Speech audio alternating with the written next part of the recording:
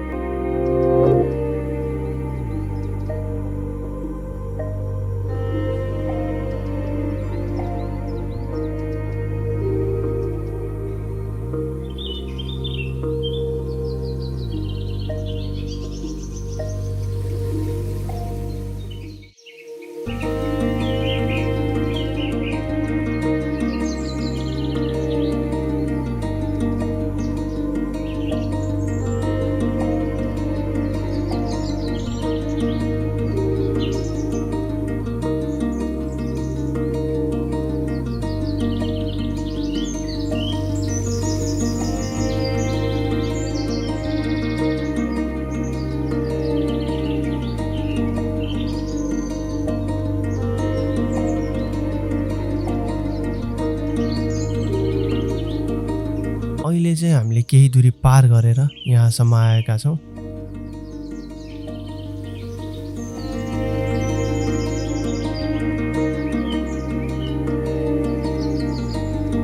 फेरि केही दूरी पार गर्ने हो भने गाउँको एउटा झुलुङ्गे पुल आउँछ। अनि त्यो झुलुङ्गे पुल पार गरिसकेपछि अनि बल्ल पहिलो गाउँमा हामी प्रवेश गर्नेछौँ।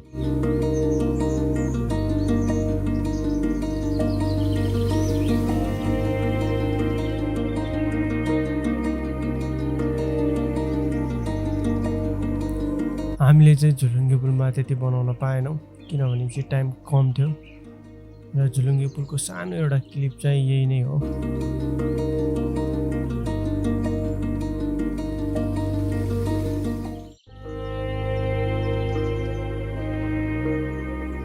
अनि त्यहाँदेखि हामी फेरि लाग्यौँ ओकालो। जुन पहिलो गाउँमा पुग्नको लागि यो ओकालो अनिवार्य हामीले कटाउनै पर्थ्यो र जसो तसो गरेर चाहिँ हामीले यो ओकालो कटायौँ भनौँ न। यो ओकालो कटाइसकेपछि यहाँको एउटा यस्तो बवाल भ्यू आउँछ हाम्रो तराईतिरको।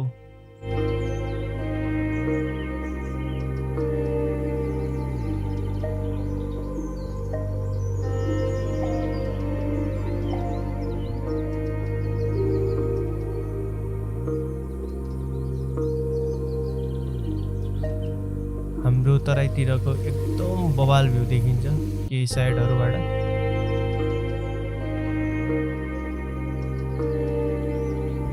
प्राय यहाँ हुने भनेको सबैभन्दा बढी चाहिँ केरा खेती थियो। केही समय अगाडि यहाँ प्रसिद्ध ठाउँ भनेको केराको लागि थियो, तर त्यो अहिले हटाएर अहिले चाहिँ यहाँ धान लगाएको रहेछ। म धेरै समयपछि आएको थिएँ र यहाँदेखि हामीले केही अगाडि बढ्छौँ केही कुरा गर्दै गफसफ गर्दै।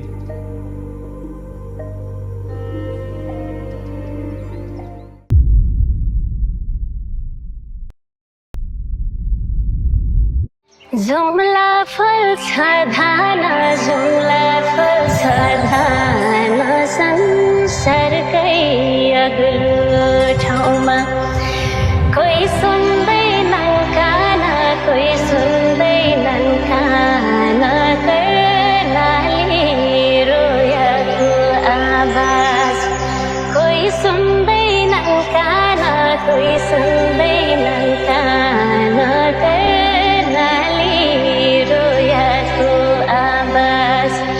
हाम्रै सिजाद्वारा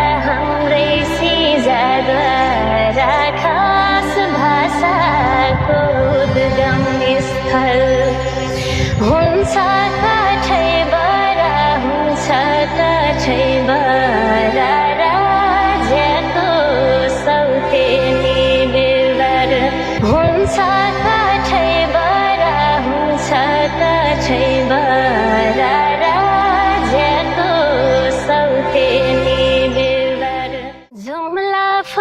धान जुम्ला फल्छ धान संसारकै अग्लो ठाउँमा कोही सुन्दैनन् कान कोही सुन्दैनन् कान कर्णाली रोयाको आवाज यहाँको केही तस्बिर खिचिसकेपछि अब चाहिँ हामी यहाँबाट अगाडि बढ्छौँ, किनभने हामीले चाहिँ जति सक्दो चाँडो हाम्रो गन्तव्यमा पुग्नुपर्ने छ। यो बर्खा सिजनमा धेरै ठाउँमा बाटो बिग्रेको, पानी आउने सम्भावना बढी भएकोले जति सक्दो चाँडो हामीले चाहिँ त्यो ठाउँमा पुगेर फर्किनु पर्ने हुन्छ। अब चाहिँ हामी सबैजना एकैसाथ अगाडि बढ्छौँ, किनभने यहाँ रोकेर काम पनि छैन। जति सक्दो चाँडो हामीले अगाडि बढ्नु पर्नेछ।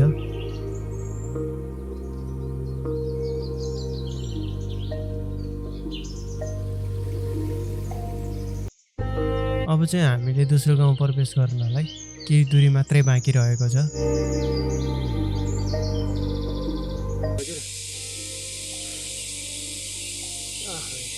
लास्टै थकियो अनि अहिले हामीले लगभग 6 बजे हिँड्ने मान्छे हो होइन, 5 बजे समथिङ। अहिले 8 साढे 8 हुन आँट्यो, लगभग 3 घन्टा समथिङ हिँड्यो र अब 1-1.5 घन्टा समथिङ अझ हिँड्नुपर्छ होला होइन। र बुवा चाहिँ फर्किनु भयो होइन, सक्नु भएन, त्यो भएर अनि मैले चाहिँ अब म पनि एकदम थाकिसकेको छु। लास्ट स्टेजमा छ, भोक पनि लागिरहेको छ, तर के गरौँ, यहाँ पनि पूजा गरेर नै खाउँदा भन्ने हुन्छ चाहिँ। त्यो भएको कारणले गर्दाखेरि हेरौँ कहाँसम्म पुगिन्छ होइन। हामी म्यानेज गर्दैछौँ अनि यहाँको भ्यू पनि देखाउँछु म तपाईँलाई, यहाँदेखि कस्तो देखिन्छ अनि हाम्रो जहाँ हामी जाने पूजा गर्ने ठाउँमा त्यहाँको भ्यू अनि त्यहाँको सटहरू सबै चिज देखाउँछु। त्यहाँ पनि कस्तो छ त्यो पनि हेर्नु होला। मोबाइलबाट खिचेको फुटेजहरू पनि कुनै हाल्छु, तर धेरै चाहिँ हाल्दिनँ, किनभने चाहिँ अब भ्लगमा पनि देखिसक्नु भएको हुन्छ होइन। त्यही हो, अङ्कल माथि बस्नु भएको छ। र त्यो दूरी पार गर्नलाई हामीलाई एकदम कठिनाइ हुनेछ, किन भन्दाखेरि ठाउँ ठाउँमा पानीले गर्दाखेरि पहिरो गएको होइन, अनि ठाडे उकालो, यो सब कुराहरू पार गरेर चाहिँ हामीले बल्ल दोस्रो गाउँमा पुग्नेछौँ। यो गाउँदेखि हामीले पानी भरेर लानुपर्ने हुन्छ, किन भन्दाखेरि योभन्दा माथि चाहिँ धारो छैन, पानीको मुहान पनि छैन। अहिले बर्खायाम हो, जताततै धमिलो हुन्छ, त्यही भएर अङ्कलले चाहिँ पानी भर्नुहुन्छ। र यसपछि चाहिँ अब हामी लाग्छौँ फेरि अगाडितर्फ बढ्छौँ। र माथि जाँदाखेरि मलाई चाहिँ एकदम अप्ठ्यारो भइसकेको थियो, जिन्सको प्यान्ट लगाएको थिएँ अनि हिँड्दाखेरि उकालोमा अलि अप्ठ्यारो भएर आएको थियो।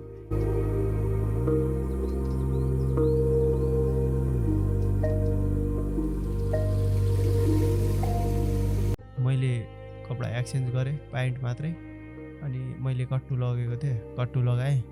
त्यही भएर चाहिँ हामीले त्यहाँ एकछिन आराम गऱ्यौँ र आराम गरिसकेपछि चाहिँ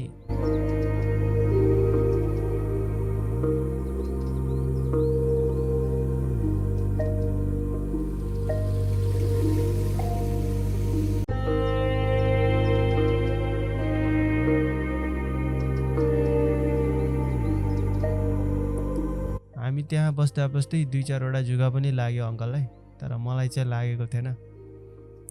फेरि त्यहाँदेखि अब ढिलो हुन्छ भन्ने कुरा गर्नुभयो अनि फेरि हामीले त्यहाँदेखि ननस्टप हिँड्न थाल्यौँ।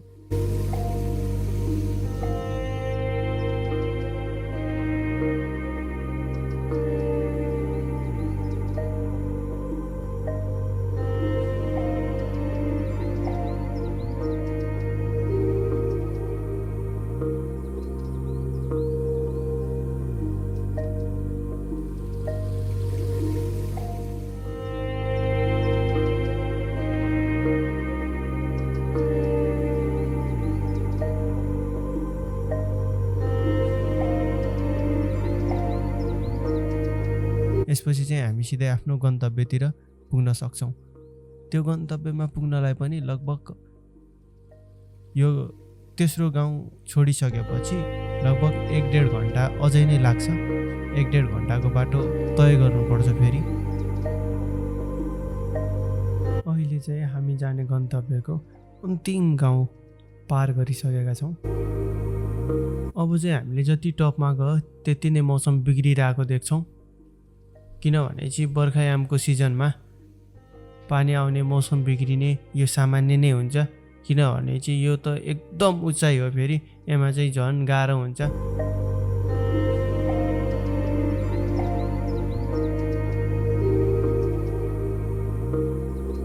टप लेभलमा चढ्नुभन्दा केही अगाडि चाहिँ हामी थकाइ मार्छौँ, किनभनेपछि अन्तिम गाउँदेखि यहाँ पुगुन्जेलसम्म हामी अति नै थाकिसकेका थियौँ र अहिलेसम्म गएको ठाउँहरूमध्ये नर्मल नै हो।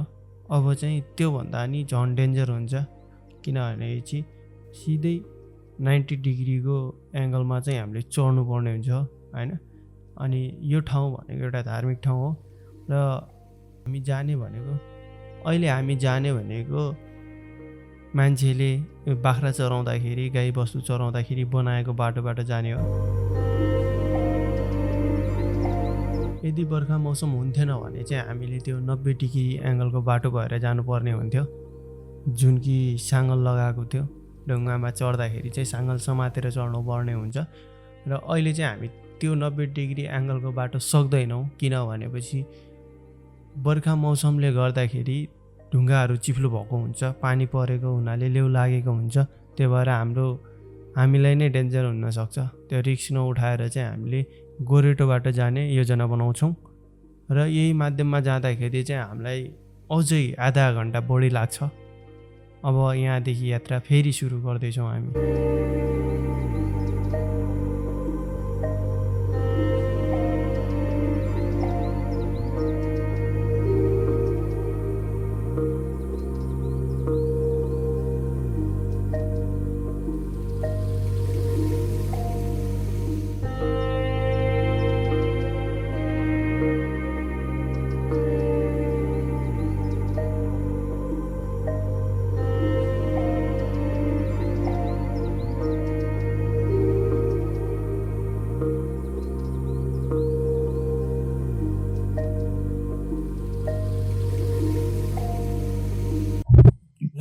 अहिले चाहिँ हामी लमसमै 4 घन्टा त्यति नै भनौँ होइन अङ्कल? 4 घन्टाको यात्रा गरेर बल्ल तल्ल होइन। अब अझै पनि लगभग 10-15 मिनट अझै लाग्छ होला त्यहाँ ठाउँमा जाँदा। त्यहाँको सिनहरू म देखाउँदैछु। तर यहाँ यस्तो डेन्जर भ्यू छ कि अघि नै देखिसक्नु भएको होला। त्यो कुराले गर्दाखेरि चाहिँ हामी त्यो बाटो गएनौँ। बरु लामै भए पनि समय लागोस् भनेर चाहिँ हामी यहाँबाट आयौँ। तर यो पनि ओभर डेन्जर छ। उकालो चढ्ने हुनाले चाहिँ हामीले केही नमाने हो। जाँदाखेरि चाहिँ राष्ट्रिय ओह्रालो पर्छ, फेरि चक्कर आउँछ। त्यहाँ अगाडि मलाई त्यहाँ के भन्छ पहिलो गएको ठाउँमा। अनि मैले चाहिँ अब भ्लगिङ चाहिँ यो सेटअप बनाएर यहाँबाट गरेर आउँछु। त्यहाँमा कुनै फुटेजहरू त्यहाँबाट राख्नु पर्थ्यो होला। त्यही पनि त्यही हो। एकछिनमा अब यहाँबाट लमसमै 5 घन्टाको बाटो हिँडेर हामी अब यो स्थानमा पुगेका छौँ। अनि अब चाहिँ हामीले हात खुट्टा धुनुपर्ने हुन्छ पहिला प्रथम त। अनि योभन्दा अगाडि चाहिँ धारो छ ठ्याक्कै अगाडि। तराई जस्तो व्यवस्थित हुँदैन, तर त्यही पनि यो ठाउँ भनेको एउटा यस्तो हो कि मान्छेले हेर्दा हेर्दै पानी सुकेको र हेर्दा हेर्दै पानी आएको थाहै पाउँदैन, त्यस्तो खालको होइन। र यहाँ अब एउटा यस्तो मानिन्छ कि परम्परागत अनुसार यहाँ चाहिँ कसैले जुठो पिठो त्यस्तो केही गर्यो भने चाहिँ यो पानी नै आउँदैन, सुक्छ क्या त्यस्तो। अनि हामीलाई धेरै थकाइ पनि लागेको थियो। थकाइ लागिसकेको कारणले गर्दाखेरि हामी त्यहाँ बस्यौँ। मैले चाहिँ पानी भरेँ।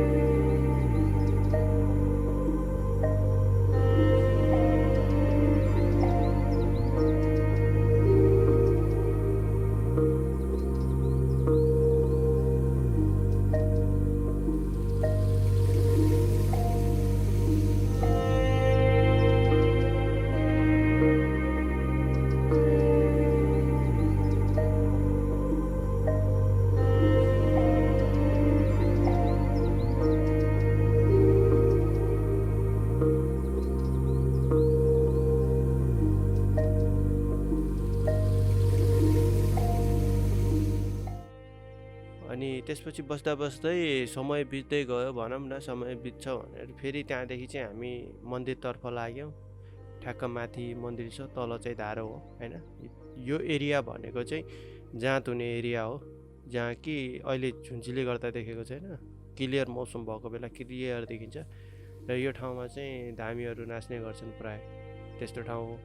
र माथि चाहिँ मन्दिर छ। अब मन्दिरतिर हामी निस्किन्छौँ, किनभनेपछि हामीले ढिलो नगरिकन मन्दिर प्रवेश गर्नुपर्ने हुन्छ। अनि मन्दिरमा गएर दर्शन सर्शन गरेर अनि फेरि 2 मिनट नबसिकन पनि हामी फेरि अझ 5 घन्टाको बाटो अनि अझ फेरि तय गर्छौँ हामी।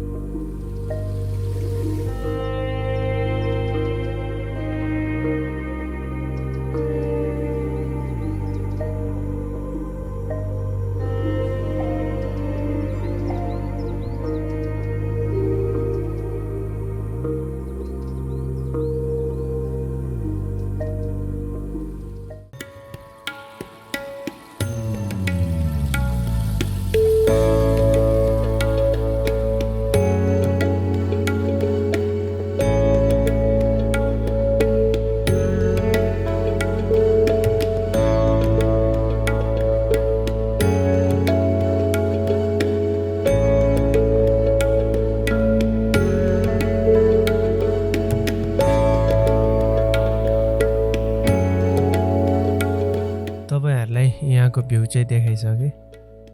अब चाहिँ मैले पूजा गर्नुपर्ने हुन्छ, किन भन्दाखेरि हामीसँग समय एकदम कम छ। फेरि 4 घन्टाको बाटो तय गरेर जानुपर्ने छ। त्यो भएको कारणले गर्दाखेरि अब चाहिँ मैले पूजा गर्छु।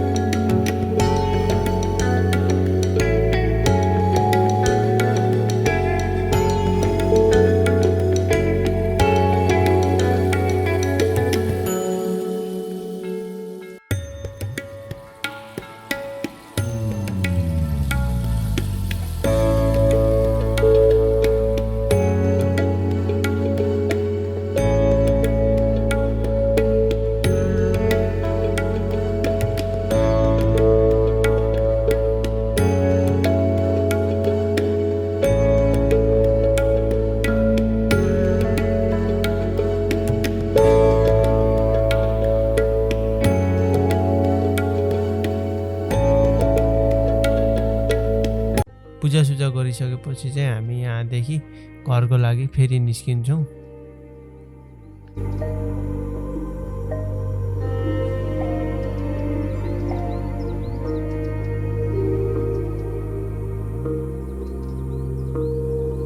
मन्दिरदेखि तल गइसकेपछि मलाई भोकले एकदम च्याप्यो, किनभने चाहिँ अगाडिको दिनदेखि पनि मैले खाना खाएको थिएन बेलुका। त्यही भएर चाहिँ बिहान पनि अब खानै नखाएर आएको पूजा गर्ने भनेर। त्यो भइसकेपछि चाहिँ अनि केही अगाडि पुगेको थियौँ, अति भोक लाग्यो। अङ्कलले चाहिँ त्यहाँ खोटो खोज्दै हुनुहुन्थ्यो, अनि म चाहिँ त्यहाँ ढुङ्गामा उभिएर त्यो बिस्कुट, रको बिस्कुट र चाउचाउ खाएँ।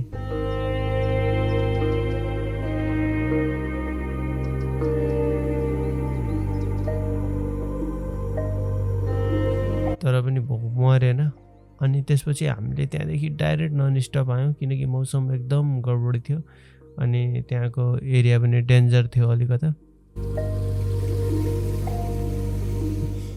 तलको गाउँ जो हाम्रो बिचको गाउँ पर्छ, बिचको गाउँमा आइसकेपछि एउटा घर छ। त्यो घरमा चाहिँ एकजना आन्टी भनौँ या दिदी भनौँ, उहाँलाई चाहिँ हामीले पाहाडको काँक्रा अलि रसिलो हुन्छ नि त, पाहाडको काँक्रा रसिलो हुन्छ। अनि त्यही भएर उहाँहरूलाई चाहिँ हामीले काँक्रा किन्छौँ, दिनुहोस् न त भन्ने कुराहरू राखिसकेपछि उहाँले हामीलाई 3वटा काँक्रा दिनुभयो र अङ्कलले 2टा चाहिँ ब्यागमा हाल्नुभयो। एउटा चाहिँ हामीले खायौँ, एकदम मिठो थियो। त्यहाँदेखि हामी केही समयमा त्यहाँदेखि निस्कियौँ। निस्किसकेपछि चाहिँ मैले भिडियो बनाउन पाइनँ, त्यसपछि चाहिँ हामीलाई पानीले छोपिसकेको थियो, एकदम कठिन थियो। हामीलाई गाउँ पुग्नलाई पनि एकदम कठिनाइ भयो। अनि त्यो कारणले गर्दाखेरि मैले भिडियो बनाउन पाइनँ। एउटा सानो प्लास्टिक थियो, त्यसले चाहिँ अब मेरो क्यामेरा, गिम्बल, ब्याग स्याग सबै भिज्न आँट्यो। अनि त्यसपछि हामीले जसोतसो गरेर दोस्रो गाउँमा पुग्यौँ। र आजको यो भिडियो के कस्तो लाग्यो तपाईँहरूलाई प्रतिक्रिया दिँदै गर्नु होला, माया गर्दै गर्नु होला। कहाँदेखि हेर्नुभयो एकचोटि comment, like, comment, share, subscribe ठोक्न चाहिँ नभुल्नु होला है।